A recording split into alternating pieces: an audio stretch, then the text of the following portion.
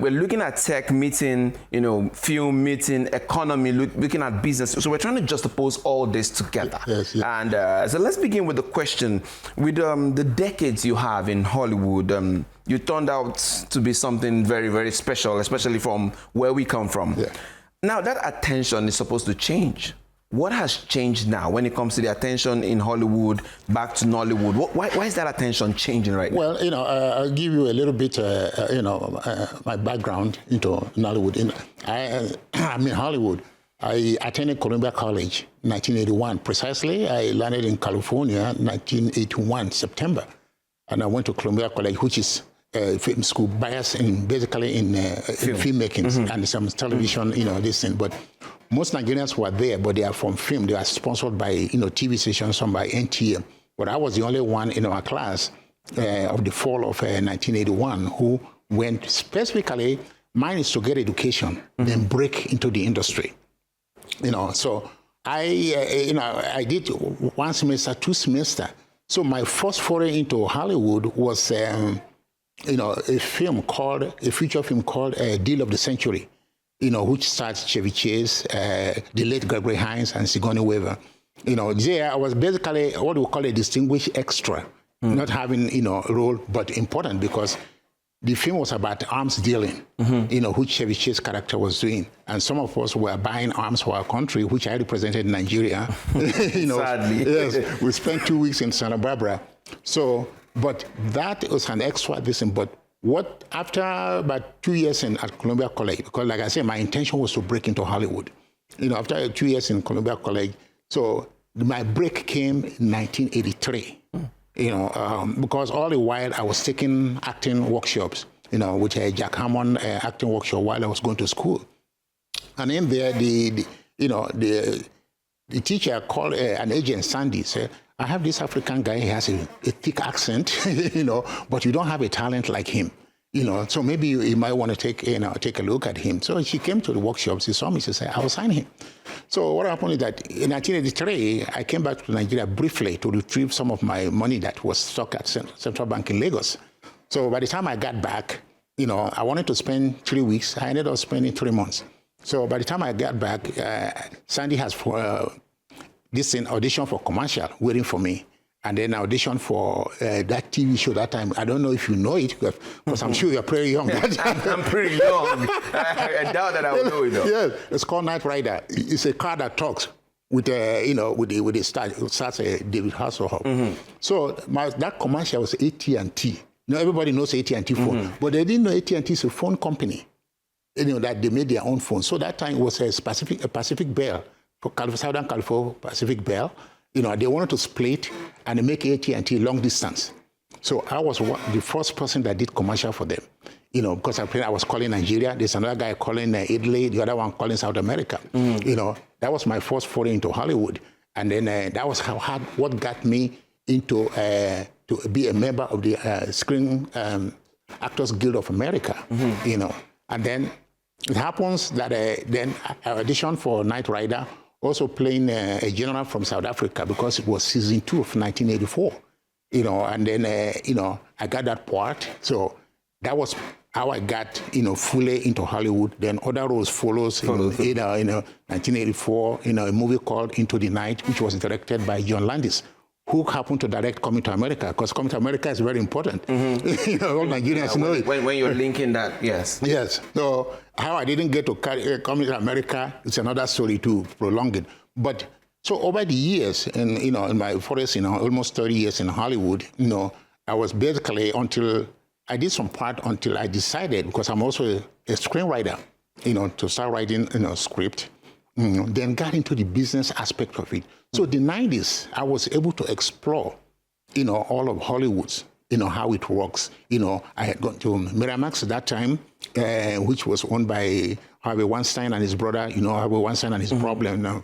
And then Miramax, other, film, production company, because I wanted to distribute my film. So I was able to, to get to know the intricacies of Hollywood, because I was all throughout the 90s, I was, one of my screenplay was a comedy, that I wanted to finance. So And I was able to know the business side of it. So because I was lucky enough that I started my career from the movie capital of the world, which is Hollywood. So I see things on a bigger scale than it is in Nollywood. Now I want to quickly get into the business part of this because you just hinted at that. Now our creative industries, we're talking billions of dollars. Now from your experience, what is the single biggest limitation that's holding us back from really tapping into that resources that we're talking about? Investment. There's no investment. That's why I'm starting a podcast. I'm launching a podcast next month. Because the president created a creative economy, and because he had said he wants us to get to $1 billion economy by 2030, and then my podcast is creative economy beyond $1 billion by 2030. So what is that there is no drive for investment into the industry. And if you see, the name Nollywood really came to be because Nollywood, there was film before, but Nollywood was established as an industry in 1992 to 2000. That's when it really came to be Nollywood. I was reading about it in Hollywood that time. Now, there is no much investment and there is no drive to create investment into this country. You cannot get, a big picture like Bollywood. Bollywood is over 102 years old. Nollywood came to establish in 1875. So in essence, Nollywood had just started.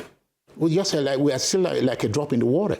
We are not there, but it has to be a drive for the investment. And you cannot leave it, for the government. Now, since I came back, I have not seen the government that create, because what we did, that you have to create the environment to drive, one, domestic investors before you can think of foreign investors. So this government, President Bola Ahmed Tinubu's government now went as well to create a creative economy under the Ministry of Art and Culture. It's been Minister Musawa, she's doing a good job. I don't know her background in film industry, but she's doing a good job. But if you look at the creative economy has taken a back seat to art and culture, to culture and tourism. It has taken a backseat.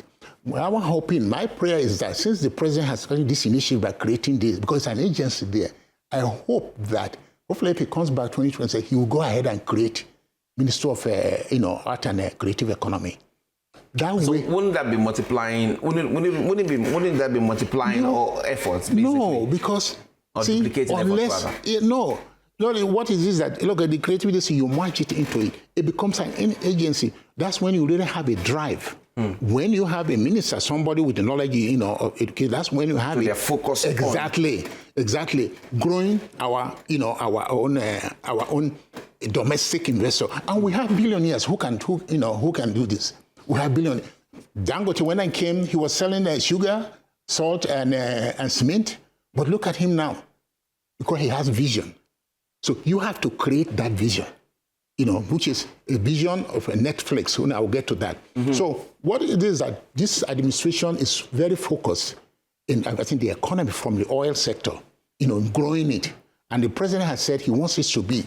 And I'm saying it can be more than that, because creative economy in Africa, which Nigeria is the capital of creative, is $20 billion economy, in Africa. And that's why this Hollywood actor, Idris Elba, I don't know if you know him. Okay. He's moving to Africa, in the next 4 years, because he wants to create soundstage, because he said it has not been tapped into.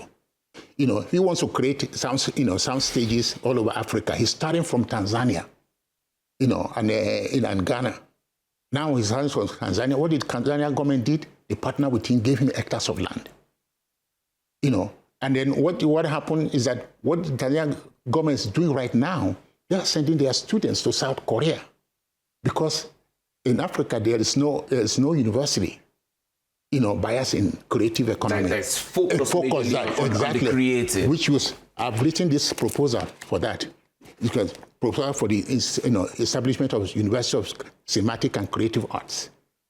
As if I knew this was coming years ago when I wrote this proposal. I'm still working. It's a partnership there.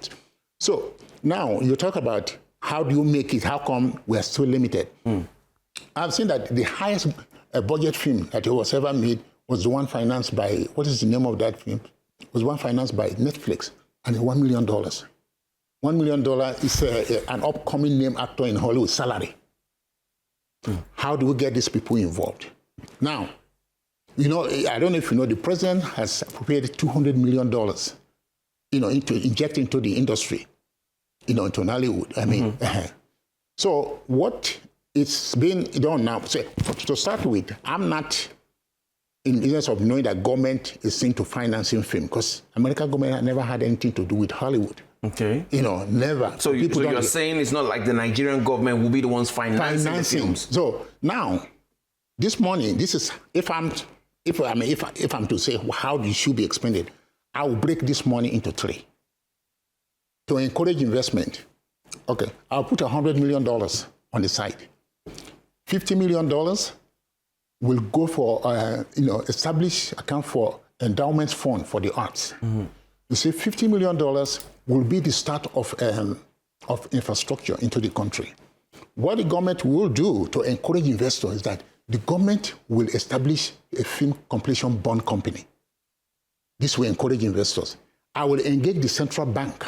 You said a film completion bond. Completion bond. Yes. What does the film completion bond do? They are the one that police the budget. When you make a budget, 10% of your budget is your bond.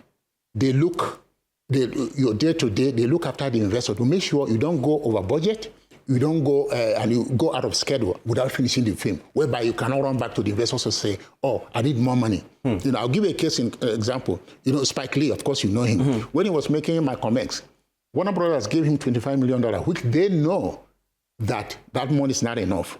But they hand it to him because I don't know where they expect him to fail. You know, he's not going to turn it down. So he took the money and he started shooting. He has finished it. Then in the post-production, you know, no money. So one day the bond company just came and said, okay, everybody, you know, you are fired. We are taking over the film.